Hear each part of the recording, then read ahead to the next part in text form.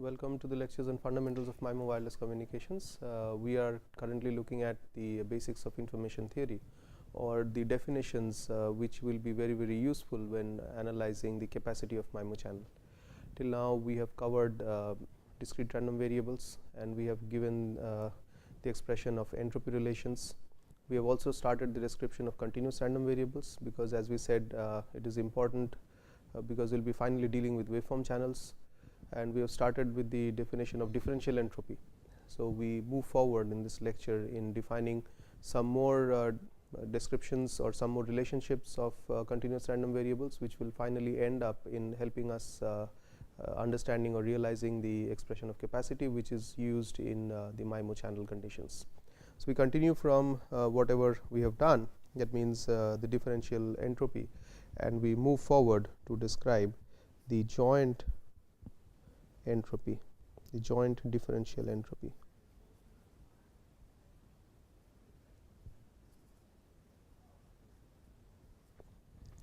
So in this case it is similar to the discrete random variable, and for the set, so if we have the set of random variables x1, x2 up to xn with densities given by f x1, x2 up to xn, that means it is a joint density, then we could define h x1, x2, xn, which is the joint entropy, as in the same manner minus f x1, x2 up to xn times log, depending upon the base whatever you put, we have a minus, so this density goes on top up to xn, and of course dx1 dxn. And then we move on to the definition of, we write this as definition of conditional differential entropy.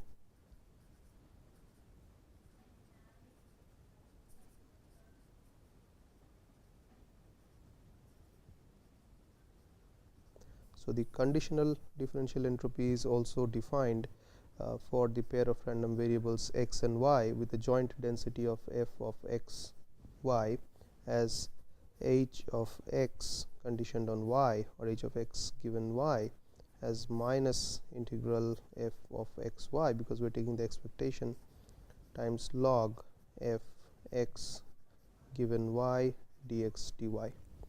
And this particular conditional density, you could write it as x given y as f of x y upon f of y. So using this you could expand this, and the relationship you would get finally is same as that of the earlier case, as joint entropy of x and y minus h of y. So these are some of the relationships which we'll be using as we move down further. So moving on, what we now need to look at is the multivariate, the entropy. This is very important. That's the entropy of a multivariate normal distribution.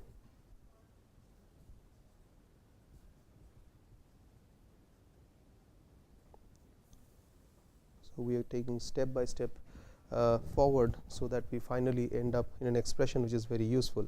So for this, we let x1, x2 up to xn have a multivariate normal distribution with a mean of mu, we mean a vector mu, and a covariance matrix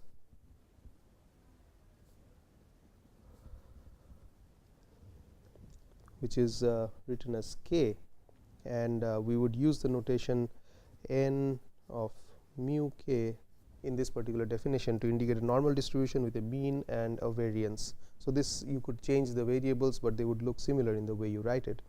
And we need to find h of x1 xn, that is the multivariate distribution, which is normal in this case. So the probability distribution, the probability density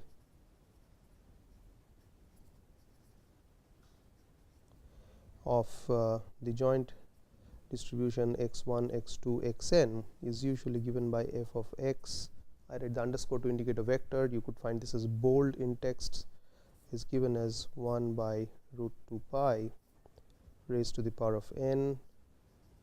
This indicates a determinant of k to the power of half, that means square root e to the power of minus half x minus mu, vectors of course transpose k inverse times x minus mu. So this is the expression of the density, and we have to find this following the first principle, and we are interested in the expression which is valuable for us. So as we move ahead, we have to write, so for continuous random variables we said it is dependent only on the density, so we have this notation h of f which I have described in the previous lecture. So this is written as minus f of x, this is the vector, times log f of x dx, right. This is what we know. So using that we move forward and write what is h of f as minus fx. So if we look at this expression, this absolute expression that we have here, and take the log of it, what we are left with is two parts. One is this part, the other is this part. So we could write it as here we can take the natural logarithm, so either log base 2 or log base n. We'll take ln for ease, and then we can do for log base 2, it's the similar result. So when I take the ln of this, we get a minus sign, ln 2 pi to the power of n times determinant of k raised to the power of half. So this is what we have as the first expression, and the second expression, since it is ln of e to the power of something is the expression itself. So we have a minus half x minus mu transpose times k inverse times x minus mu, right. So this is the expression you have, so for which this half can come outside here, this minus and minus adds together, so you have plus half integration of fx times this constant ln 2 pi determinant of k raised to the 2 pi to the power of n, and here again the minus and the minus cancels out, and we have a plus, and there is integral f of x. Now if we look at this term, this is a row vector, this is a matrix, this is a column vector. So what you have over here is 1 cross, let's say n, and this is a n cross n, and this is a n cross 1. So this would lead to a n cross 1, finally a product over here would be 1 cross 1. So what we have is one single value end of it here.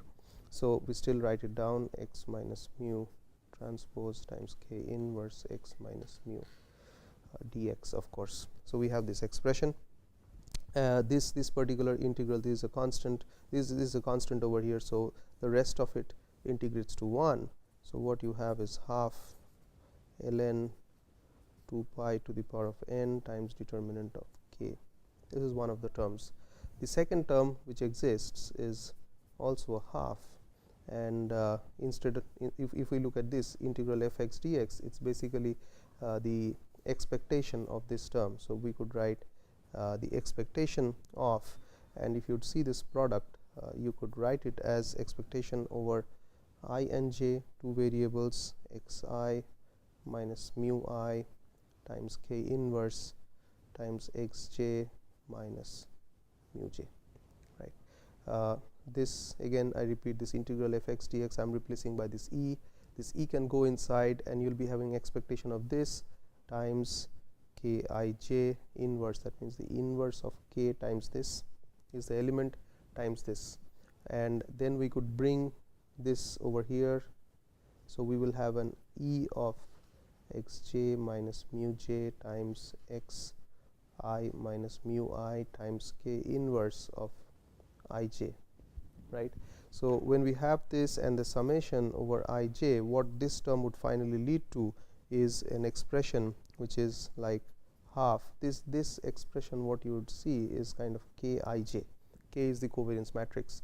So you'll be left with the expression which is summing over k inverse all of these values So basically kk inverse would be an identity matrix, and then you are basically adding up all of the terms, so you are left with half of n, and here what you have is half ln 2 pi raised to the power of n times determinant of k. So this half n that we have over here, so for ease what we could do is we could have things in a nice way, and here we could instead put this as ln of e. So if we have ln of e, then this is equivalent to 1, and then again we could modify this term to say that it is half e to the power of n, ln, half ln e to the power of n. So we have this term and this term added together, which would lead to half ln of this plus ln of this. So that means ln comes inside as a product, 2 pi e to the power of n times determinant of k. So this is the entropy. If it's ln, it's in nats. Otherwise, if it's in log base 2, it is half log base 2 2 pi e to the power of n times determinant of k is in bits, right. So this is the expression that you have for h of f, and this is what we wanted to find, and this will turn out to be very, very useful. This particular expression is going to be turn out to be very, very useful for all our expressions that we finally lead up to. So at this point I would like to point out one more thing, that is, this what we have done is for real valued. What we also need to do for complex valued, because we will be finally dealing with complex valued. So I'll just give you the result what it appears for complex valued, because that is what we need for the MIMO channel capacity. So when we have the multivariate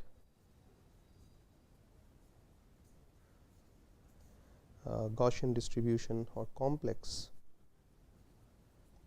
multivariate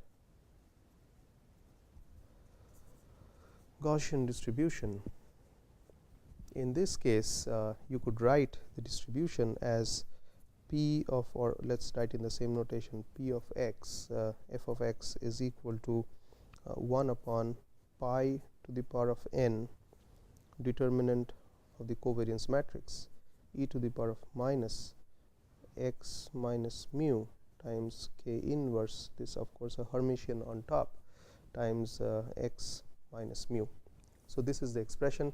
So if we use this expression in calculating h of f would turn out to be log of pi e to the power of n times determinant of k. So this is the other expression which would be of value to us. So we have seen two important expressions which are fundamental in the expression of capacity, which we'll finally look at. So let's move on further from this point. So this is one of the expression that we have, and the other expression which we had pointed out is here.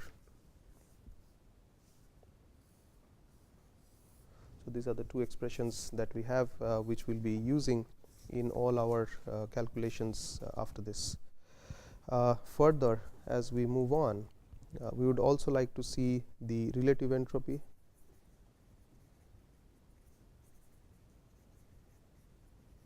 As we have seen relative entropy for the discrete random variable case. So here also it is the Kullback-Leibler distance. It is defined as d of f to g, where f and g are two distributions, as integral f log f upon g, which is similar to the expression that we had before. So we'll use this and we'll define mutual information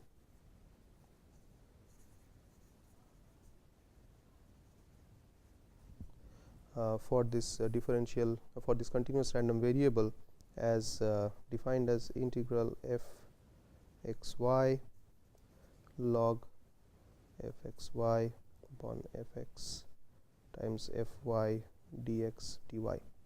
So again, using this, the end result that we get is I of x y, similar to that we have got in the discrete random variable case, h of x minus h of x conditioned on y, or we could also write it as h of y minus of h of y conditioned upon x. So the expression looks similar, there is not much difference in the expression, In textbooks you could find all of these. So these derivations or these expressions that we have done now, these are easily available in books on information theory. One of the easy books to read, very easy to read, is the one on elements of information theory by Thomas and Cover. There are many other books. As I've always said, that you can choose a book according to your own preference, and this is the particular one which gives these expressions in a straightforward manner, which could be of direct use to you in this particular course. Again, I'm iterating that we are not getting into the details of information theoretic results. We are just reviewing them because they are so fundamental, without which we'll not be able to build upon the expression of capacity. So we are doing this because these are the elements which is going to support the expression of capacity finally. So we are mainly interested in using the results from information theory, for which we are undertaking this activity. Okay, so moving on further, what we have is that d, that means the relative differential relative entropy, d of f to g is greater than or equal to 0. We have seen this thing in the case of discrete random variables, and this is with equality, of course, with equality if and only if f is equal to g, almost everywhere in that set. So let S be the support set. We have defined the support set of f. We have defined support set, that is, this is the set where the probability density is greater than 0. So that is the support set of f, and then we have minus d. Again we do it in the same way, minus d of fg. We begin with a minus. You could do it other way also, within the support set f log of g of f. Now you would remember from Jensen's inequality, this is a concave function, so we could write this as less than log of f g of f. So what we have done is this is the function, and integral over f df is basically the expectation operation. So expectation of a function is greater than or equal to the function of the expectation of the variable for convex. For concave it is the reverse. So that is what we have over here. So this is equal to log of this, and this cancels, g, and this is basically log of this basically integrated over S, the support set.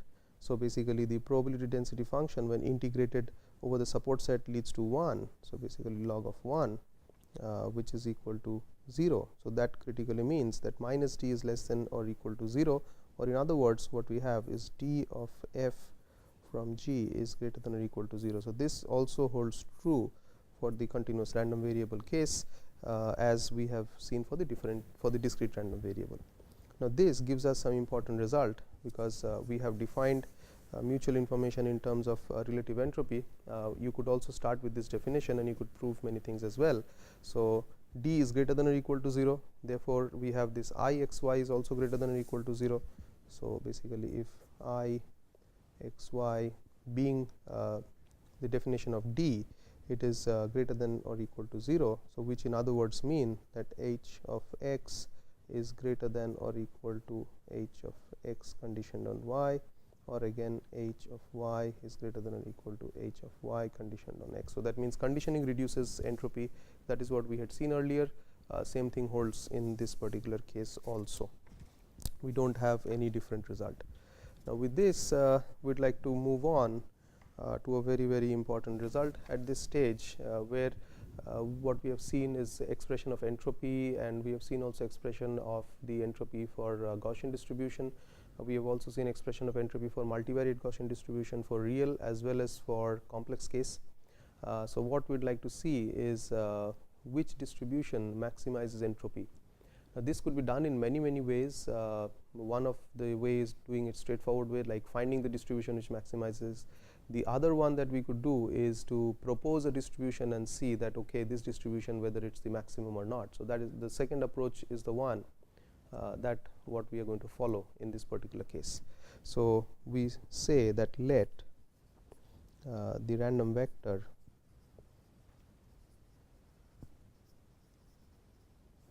x, which is an element of Rn, that means an n dimensional vector, have 0 mean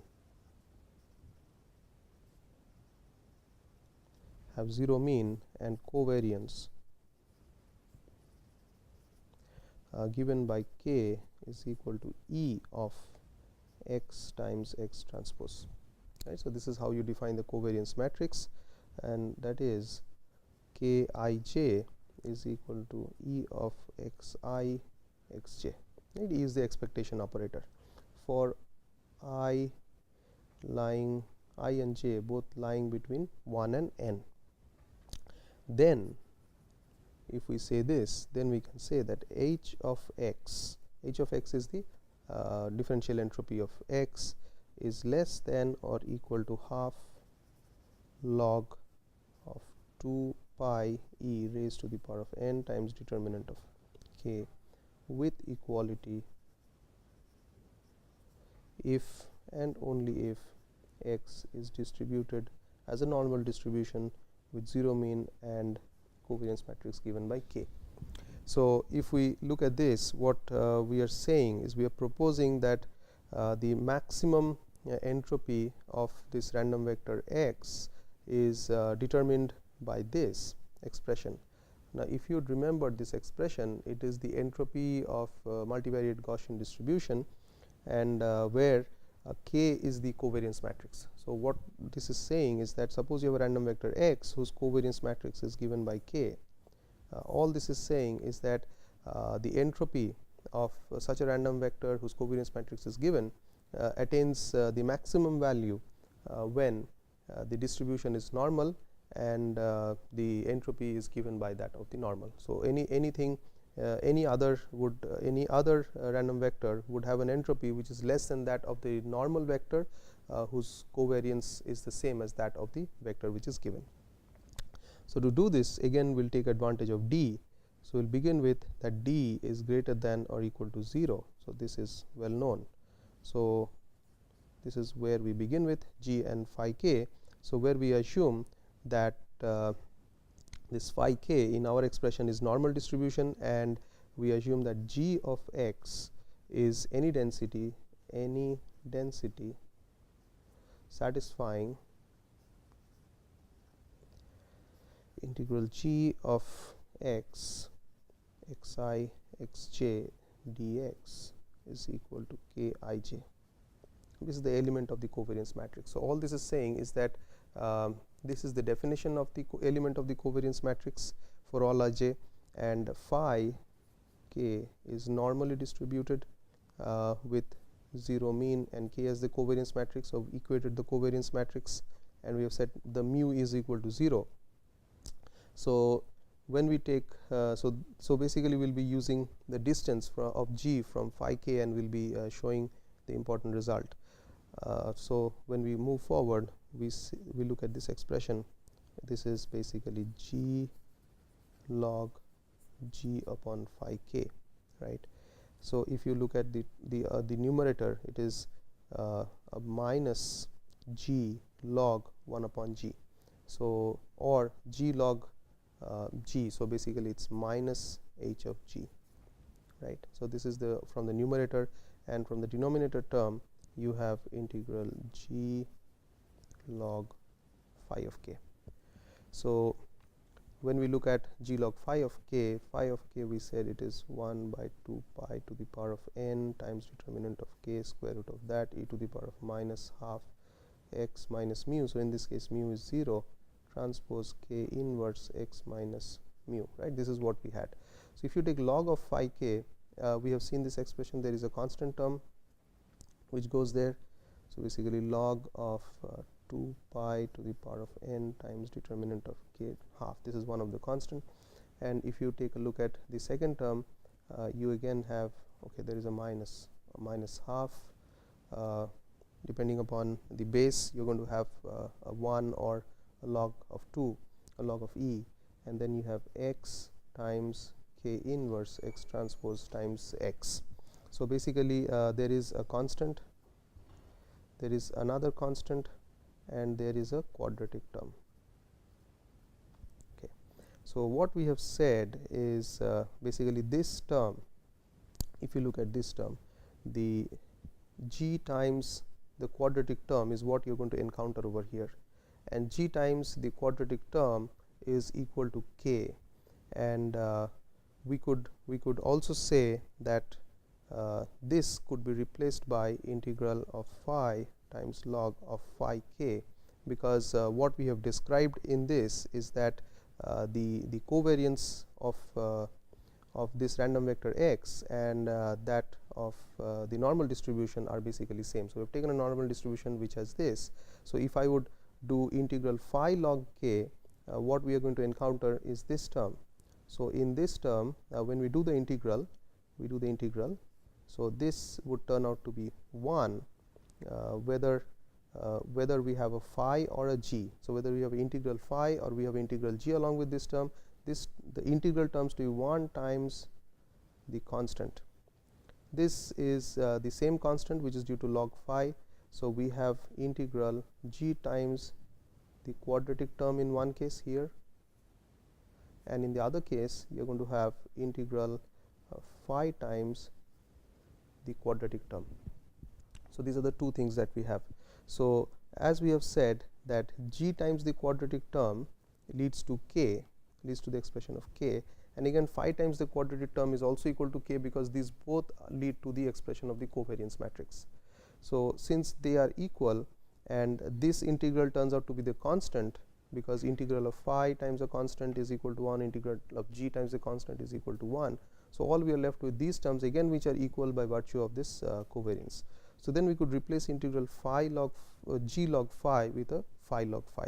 So, what we have over here is minus h g of phi, and we have minus over here.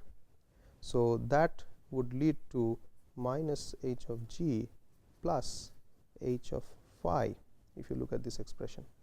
So, all we have done is replaced integral g log phi with integral phi log phi, because log phi leads to expression where there is a constant and constant times a quadratic term. So, integral of constant times g is equal to the constant, and integral of the constant time the quadratic term is equal to the same constant time the quadratic term as for the normal case, and they are both equal to the k component. So, I could replace g with phi. So, this is equal to minus h of g, and this whole expression is basically h of phi. So, since this is greater than or equal to 0, all we can say is that h of phi is greater than or equal to h of g, and h of phi is the expression which we already have, is given by this. So, basically h of phi is given by this expression. So, overall we could say that this holds true for any continuous random vector whose covariance is given by k.